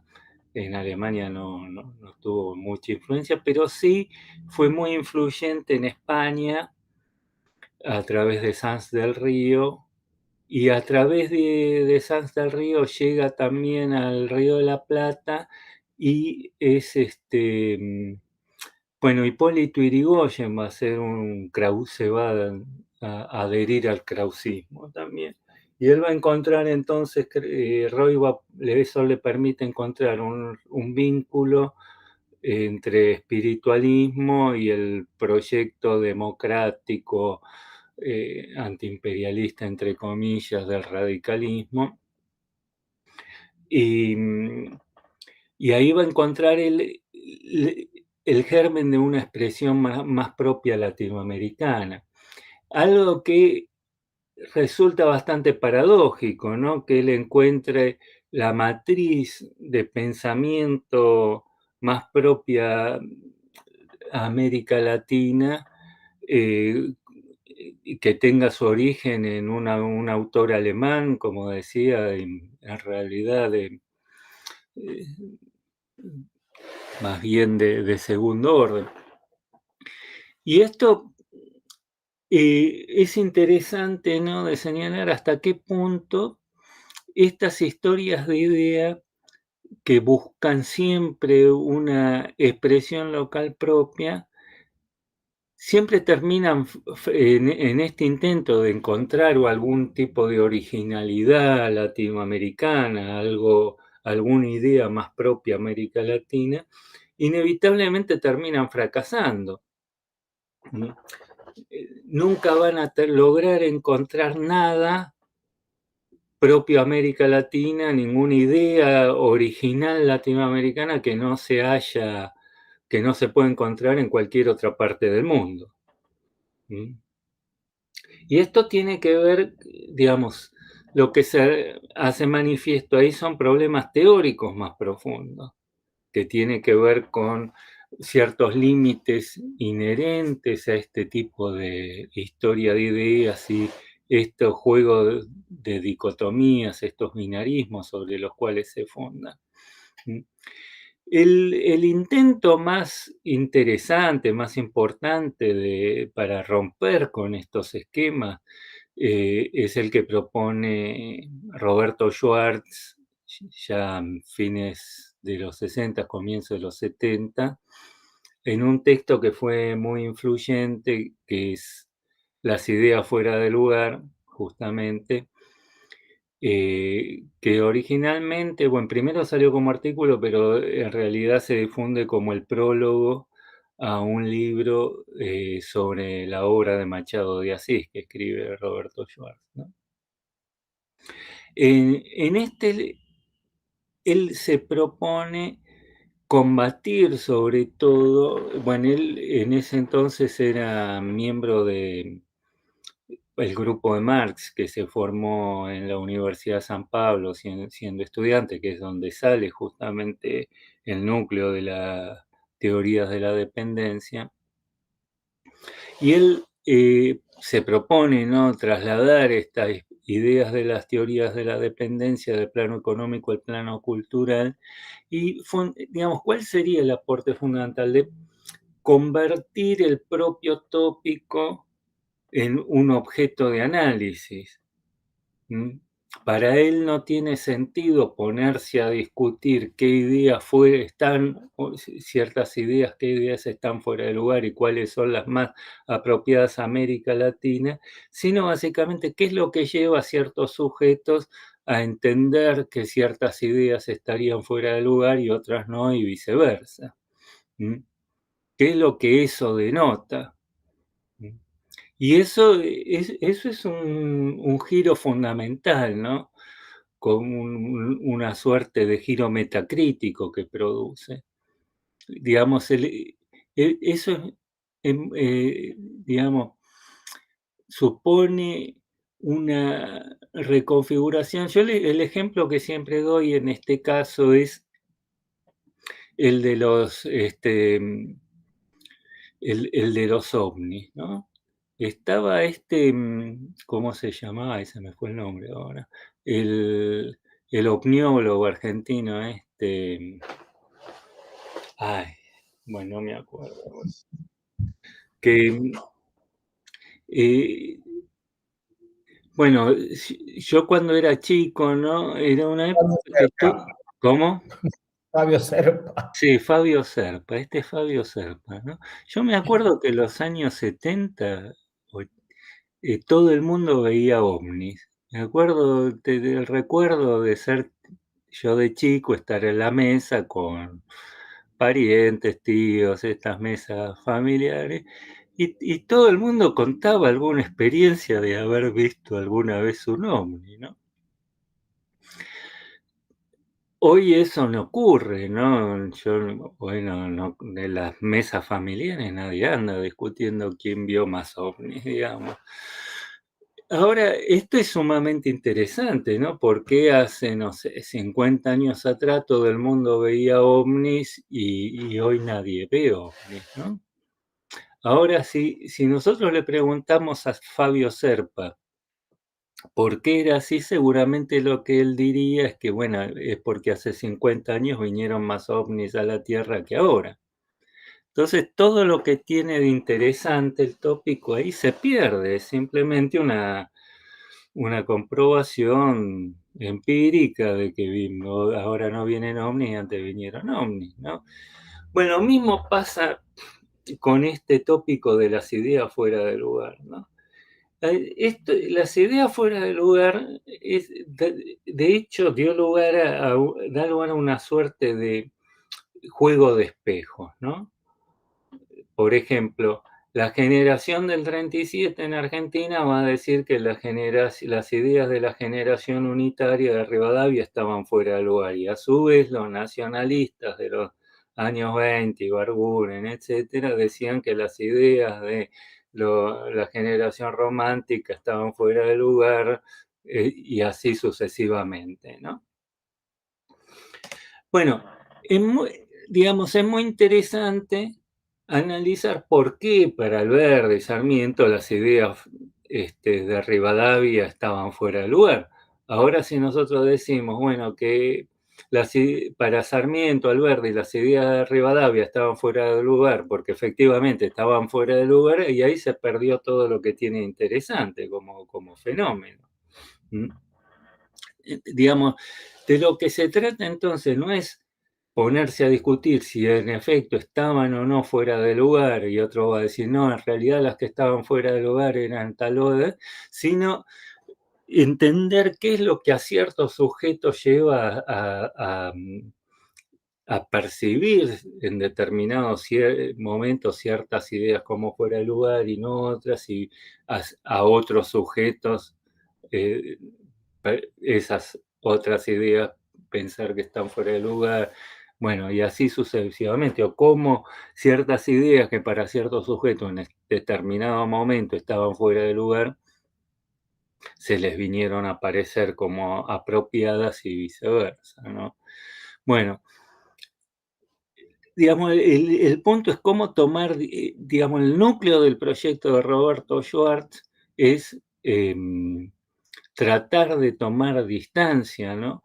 Y el modo que busca es sobre todo desde una perspectiva antiesencialista, en el sentido de que no habría, en otro texto que se llama Nacionalismo por eliminación, bueno, el título refiere a esto, el supuesto de que nosotros nos vestimos con ropajes importados y que bastaría con sacarnos esos ropajes foráneos, extraños, para reencontrarnos con nuestro verdadero ser, nuestra verdadera esencia nacional. Y es lo que dice que no, que América Latina es parte integral de la cultura occidental, que no hay un ser por debajo, que nosotros somos eso. Y de lo que se trata entonces es encontrar esos desajustes que generan los procesos de apropiación cultural en regiones periféricas, y en última instancia él termina adhiriendo a la idea de que las ideas europeas están fuera de lugar, solo que le da un giro a eso, que estamos condenados a eso, digamos, y que es eso justamente lo que define nuestra condición periférica, el tener siempre que usar categorías que no son extrañas, pero que son las únicas que tenemos disponibles, que no hay otras ideas más apropiadas. Lo más propio de Brasil y de América Latina es justamente ese permanente desajuste respecto de sí mismo. Esto va a dar lugar a su vez a lo que en Brasil se conoce como el debate. La crítica, en un texto muy cortito de apenas 4 páginas, María Silvia Carvalho Franco, que era otra, bueno, una especialista en temas de esclavitud en Brasil, pero que también seguía las teorías de la dependencia, lo acusa a Roberto Schwartz de replicar los modelos dualistas, que por un lado estaría el Brasil el Brasil artificial de la política y la cultura, y por otro lado estaría el auténtico Brasil, que es el Brasil del esclavismo, la dependencia, etcétera, etcétera. Y los lazos, sobre todo el debate es para el siglo XIX. Y contrariamente a lo que plantea Schwartz, para Carvalho Franco, en realidad todas las ideas están siempre en su lugar. ¿Por qué? Porque, digamos, una idea proveniente de afuera no puede asimilarse si no cumple alguna función, si no tiene condiciones de recepción. Si se introducen en un medio social dado es porque sirven a algún propósito. No tendría sentido asimilar ideas que no tienen sentido, digamos. Que las ideas fuera de lugar es una contradicción en los términos para ella. Todas las ideas necesariamente, si circulan en un medio social, es porque, como decía, tienen sus condiciones de apropiación a nivel local. Digamos, ambos representarían dos vías distintas de escapar del tópico, que es una señalando, digamos, ninguno de los dos se pone a discutir qué ideas están fuera de lugar y qué ideas no, porque para Schwartz todas están fuera de lugar y para Carvalho Franco ninguna está fuera de lugar. Pero hay digamos, en un sentido, Carvalho Franco pone más claramente de manifiesto algo que está planteado por el propio Schwartz, que es en última instancia el carácter político de estas atribuciones de alteridad de las ideas. En última instancia, siempre, digamos, lo que va a estar siempre fuera de lugar van a ser las ideas de los otros. El tópico este de que ciertas ideas están fuera de lugar, en última instancia, no es nada más que un dispositivo sencillo para descalificar las ideas del otro. Y normalmente aquellas ideas que se las va a considerar como fuera de lugar siempre o normalmente van a ser las ideas más progresistas en su tiempo, digamos, las ideas liberales en el siglo XIX, las marxistas en el siglo XX.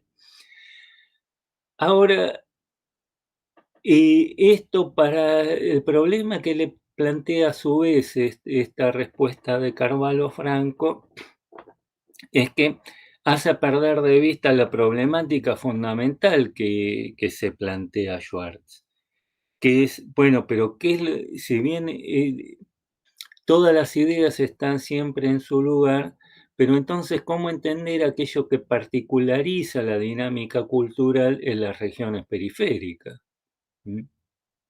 Ahí se pierde el punto fundamental que le interesa plantear a Schwartz, ¿no?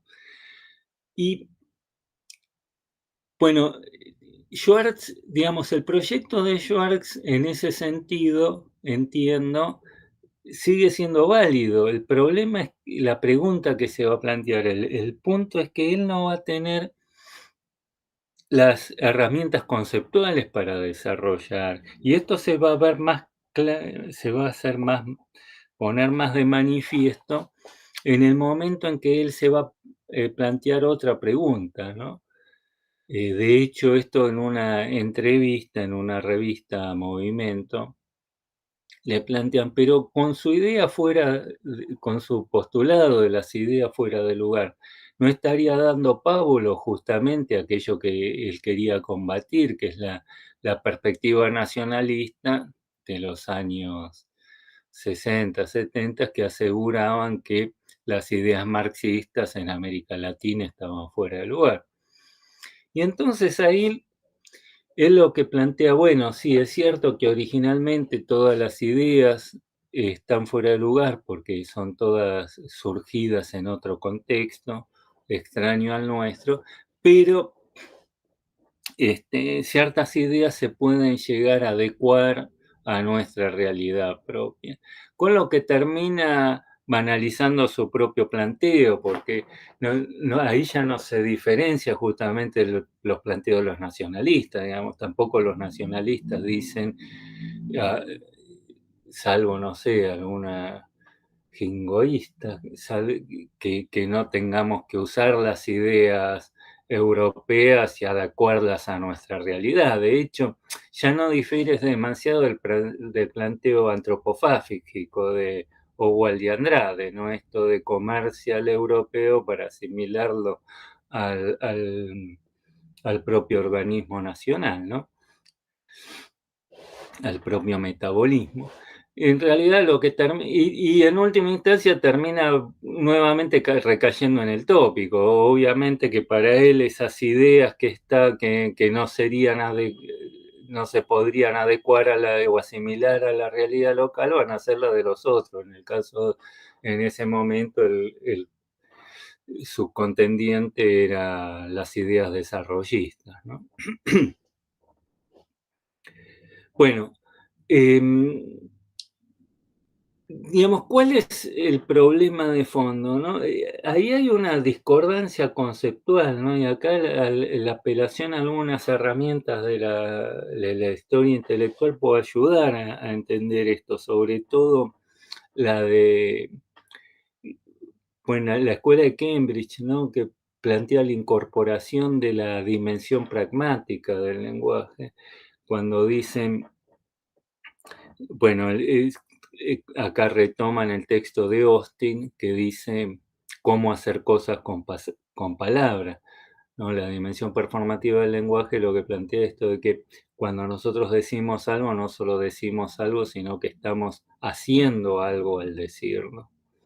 Por ejemplo, cuando uno dice sí ante el altar o el juez de paz, no solo está diciendo algo, sino que está materialmente haciendo algo, que es cambiando su estado civil. Bueno, y que de lo que se trata para entender un acto de habla es esto, no solo qué se está diciendo, sino qué se está haciendo. Acá distingue entre el significado de un enunciado y el sentido. El significado es independiente del contexto de enunciación. Por ejemplo, si yo digo esta camisa es azul, cualquier hablante de español la puede entender independientemente de quién lo dijo, dónde lo dijo, cuándo lo dijo, etc. Ahora, si yo digo, por ejemplo, Irán es el imperio del mal, no es lo mismo, el significado es el mismo si lo digo yo o lo dice el presidente de Estados Unidos en una asamblea de las Naciones Unidas, pero el significado es el mismo, pero el sentido es completamente distinto.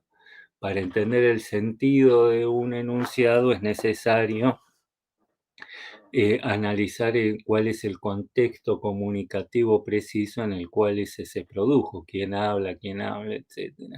Bueno, el gran problema que plantea estas postulado de Schwartz, esta teoría de Schwartz, el gran límite que lo lleva a recaer nuevamente en el tópico, a pesar de que él intenta originalmente, bueno, de hecho, él siempre se queja de que fue muy mal interpretado, de que normalmente se tomó ese texto como avalando este tópico de que las ideas fuera de lugar, cuando en realidad lo que él quería hacer era todo lo contrario, desmontar, ¿no? Esta afirmación más propia de lo que él llamaba el nacionalismo de derecha, ¿no?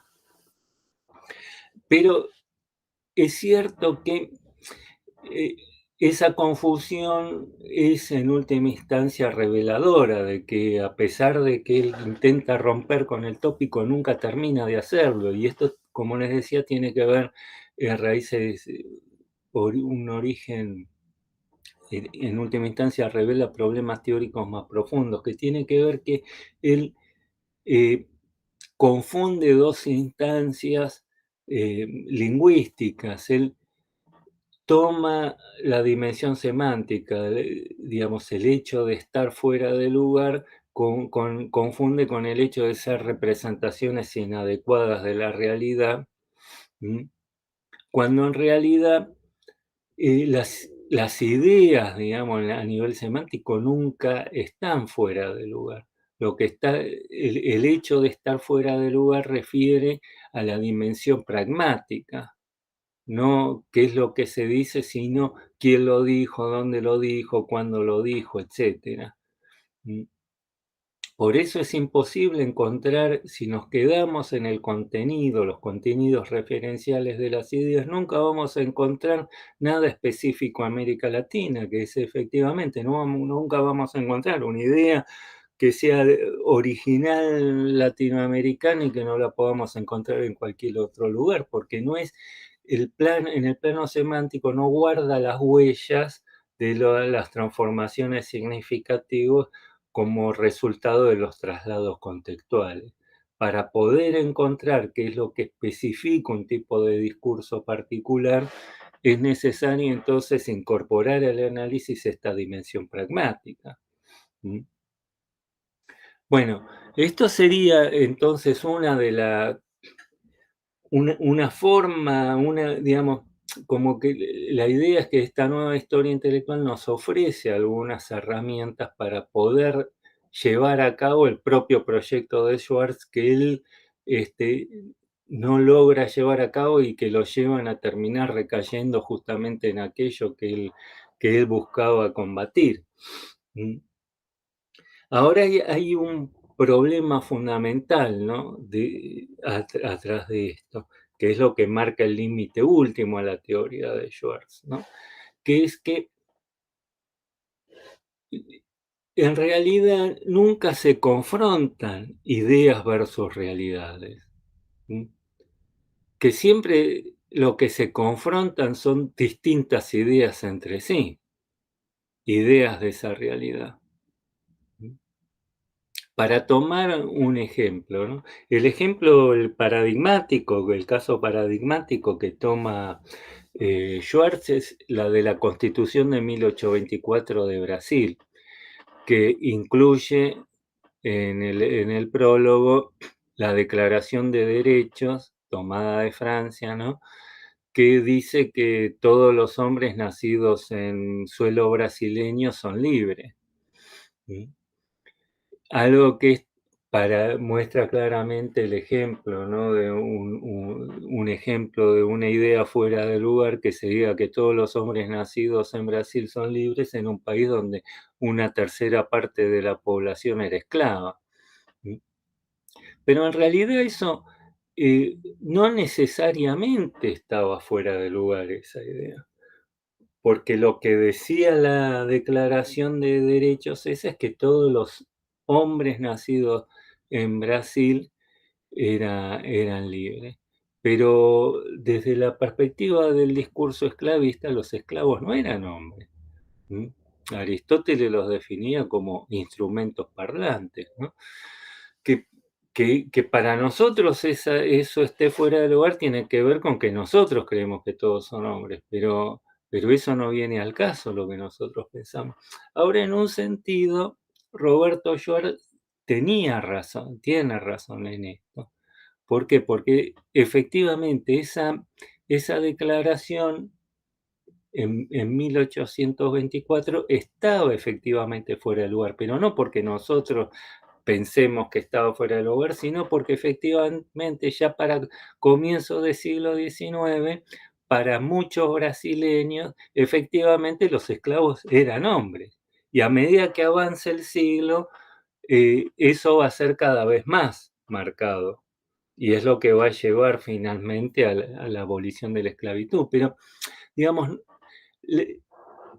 no hay una idea que por su propia naturaleza esté fuera de lugar. ¿Sí? Lo que hay que ver cómo las ideas se van desajustando y que esos desajustes son resultados de procesos históricos concretos. ¿Sí? Lo que se trata de analizar es eso, cómo, digamos, el punto fundamental es esto, que uno no puede detectar a priori qué idea está fuera de lugar o no respecto de una cierta realidad social. ¿Por qué? Porque no hay ninguna idea que por su propia naturaleza esté desajustada. ¿Por qué? Porque el punto fundamental es que, digamos, la pregunta sería, entonces, volviendo al planteo de Carvalho Franco, ¿no? Si, como dice Carvalho Franco, ninguna idea puede estar fuera de lugar porque si no tiene condiciones de apropiación no puede circular en ese medio social. La pregunta es, ¿cómo puede una idea ser asimilable y al mismo tiempo estar desajustada respecto a esa realidad? Bueno, y acá está el punto fundamental, ¿no? Que en realidad no son las ideas en sí mismas las que están fuera de lugar, sino que esos desajustes se producen en el propio proceso de asimilación de ideas. ¿Por qué? Porque ninguna cultura es una totalidad orgánica homogénea, sino que alberga dentro de sí protocolos contradictorios de asimilación de las ideas provenientes de su entorno, y que esos desajustes no están ya dados, sino que se van a producir en el propio proceso de asimilación de esas ideas. Digamos que sí, y esto hace que ninguna idea esté completamente fuera de lugar, pero tampoco ninguna idea puede estar completamente fuera en su lugar, porque que esté en su lugar supondría una sociedad perfectamente orgánica, homogénea, sin fisuras internas. Entonces, lo que habría que replantear el tópico, en vez de idea fuera de lugar, el de las ideas siempre parcialmente desajustadas. Siempre están y no están fuera de lugar al mismo tiempo. Pero eso, ¿en qué sentido están y no están? Y bueno, eso hay que analizarlo en cada caso concreto. Lo que habría que renunciar, entonces aceptar renunciar al supuesto de que existe ciertas ideas que están en América Latina siempre y en todos lados fuera de lugar, digamos, lo que tiene implícito una visión en última instancia sumamente abstracta y genérica, tanto de Europa como de América Latina y sus relaciones mutuas, como si las ideas, ciertas ideas estarían siempre, en todo momento, en todo lugar, fuera de lugar en América Latina y siempre en su lugar apropiado en Europa, digamos. Cuando nosotros hablamos, digamos, no es que no existen centros y periferias, pero qué funciona en cada caso como un centro y una periferia, no se puede determinar a priori, hay que ver en cada caso particular, digamos. Lo que funciona como un centro en una disciplina, por ejemplo, es periférico en otra, el centro tiene a su vez sus propias periferias y las periferias tienen sus centros.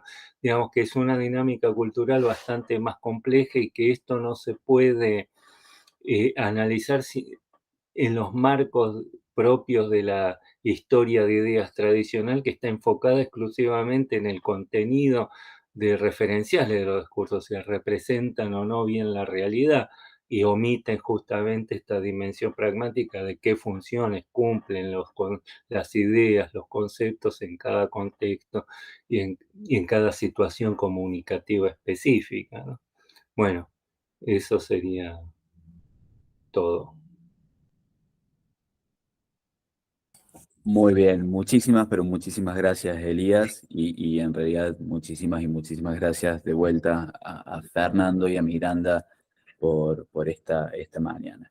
Bueno, acá hay un par de cuestiones que me gustaría recuperar, ¿no? Ahora Miranda tiene que retirarse a las 12, así que vamos a hacerlo como muy, muy brevemente. La primera es esta, respecto de lo que vos planteabas, Fernando, que en realidad hay como una inestabilidad respecto de lo que sería el latinoamericanismo, ¿no? Está a medio camino entre lo que vos planteás, un saber, una red, al mismo tiempo también un programa y al mismo tiempo también un programa político que al no volverse viable se transforma en un programa estético, ¿no? O en un programa ético. Pero es interesante justamente cómo vos lográs reconstruir y pensar al latinoamericanismo en tanto una especie de un discurso transnacional que está oscilando entre todos esos polos.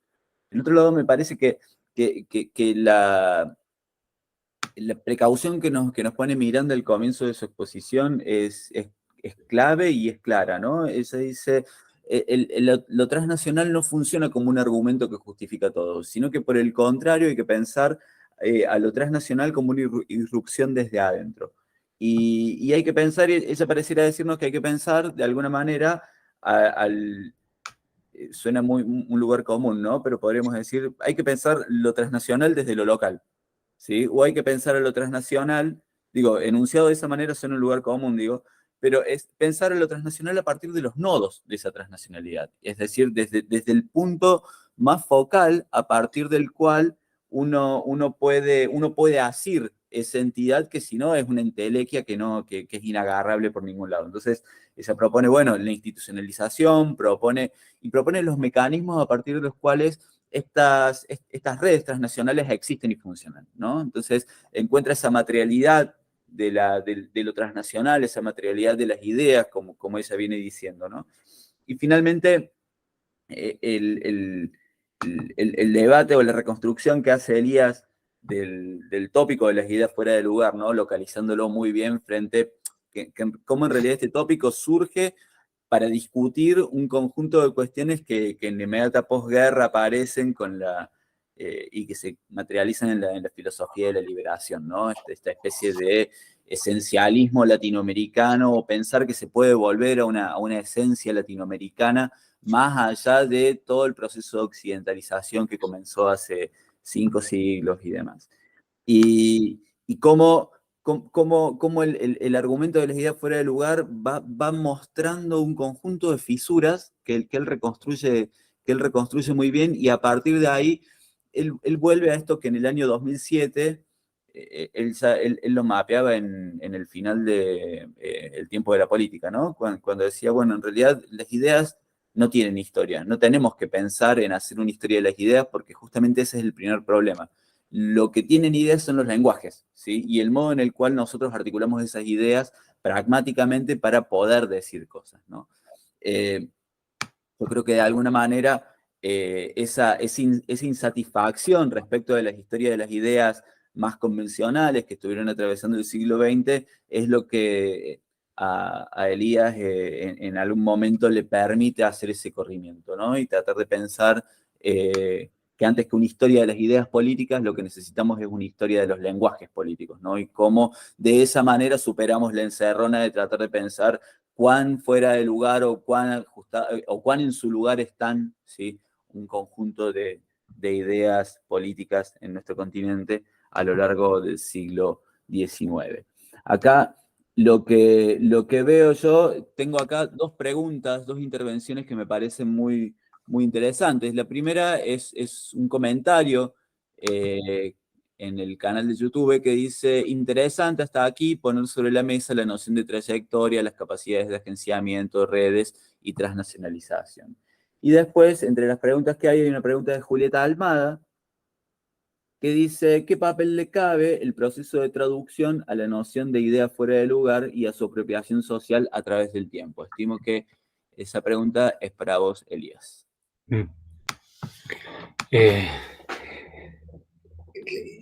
El tema de la traducción, digamos, no sé si tomarlo literalmente o en un sentido más amplio, ¿no?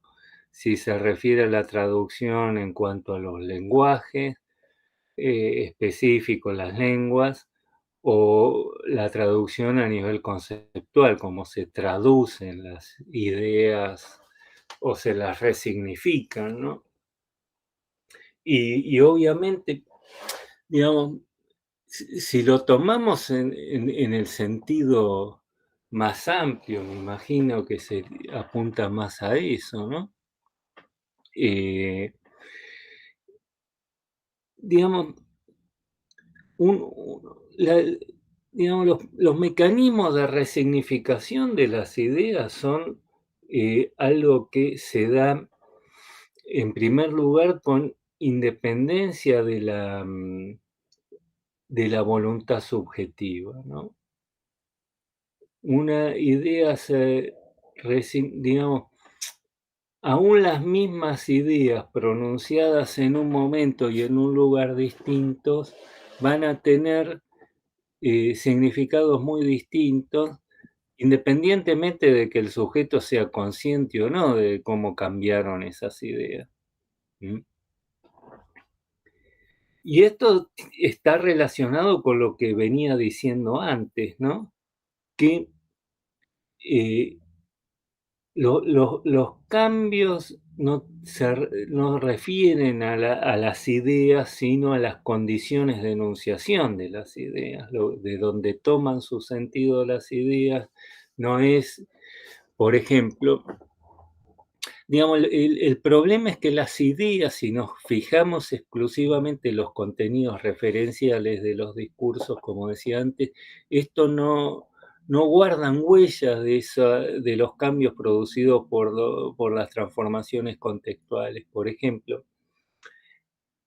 y esto es un problema grave de la historia de ideas que lo lleva a imaginar continuidades inexistentes. Por ejemplo, uno puede verificar que la gente, digamos, en general, o los autores, seguramente no cambiaron demasiado sus ideas, por ejemplo, en el Río de la Plata, en 1800, entre 1808 y 1812. ¿Mm? Las ideas probablemente sigan siendo más o menos las mismas, porque las ideas son relativamente viscosas, se mantienen, no cambian. Ahora, claro, si nosotros no nos fijamos exclusivamente en eso, cómo esas ideas se mantuvieron, seguramente vamos a pensar que en el medio no pasó nada. Y nosotros sabemos que sí, que cambió todo en 1810, no solo a nivel político, también cultural, social, etcétera, ¿no? El problema nuevamente es que si nos fijamos exclusivamente en las ideas, no podemos entender qué es lo que cambió también a nivel de la historia de las ideas, la historia intelectual. ¿Mm? ¿Por qué? Porque, digamos, la misma idea dicha en 1808, 1812, aun cuando esté formulada exactamente igual, tiene un sentido ya completamente distinto. Bueno, esto lo va a plantear Foucault, por ejemplo, cuando la expresión, la afirmación de que los sueños son expresión de los deseos.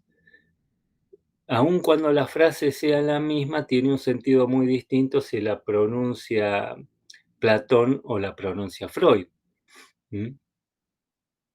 Bueno, el tema es eso, cómo las ideas se van resignificando en función de los cambios a niveles de las condiciones de enunciación de esas ideas, y que esas transformaciones son objetivas, independientes de la propia voluntad de los sujetos. Probablemente eh, los rioplatenses en 1812 no eran conscientes realmente de cómo el sentido de sus ideas había cambiado en ese momento. ¿Mm? Digamos,